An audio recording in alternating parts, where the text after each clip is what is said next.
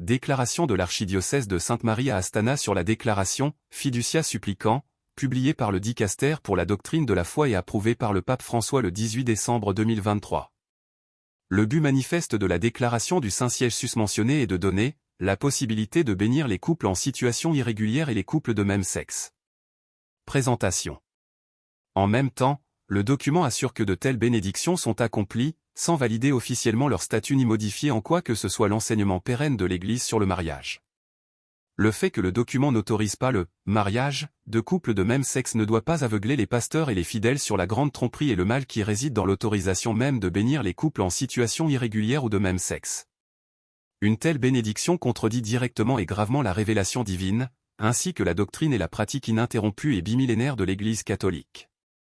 Bénir des couples en situation irrégulière ou de même sexe constitue un grave abus du très saint nom de Dieu, puisque ce nom est invoqué sur une union objectivement pécamineuse d'adultère ou d'activité homosexuelle.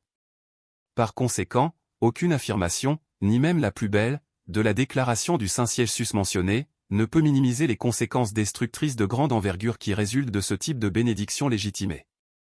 Par de telles bénédictions, l'Église catholique devient, sinon en théorie, du moins en pratique, une propagandiste de l'idéologie du genre, mondialiste et impie.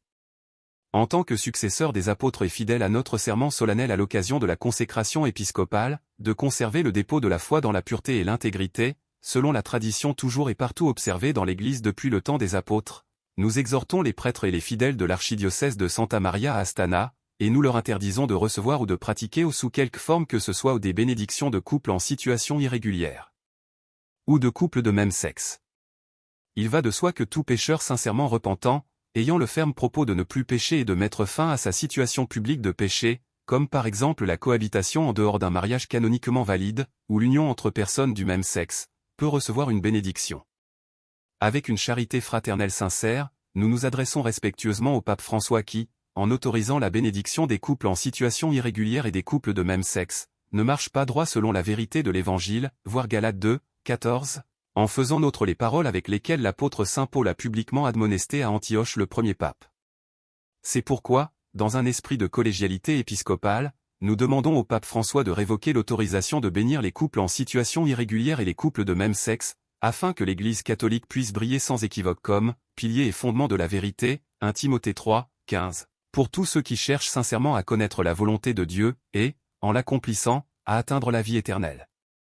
Astana, le 19 décembre 2023.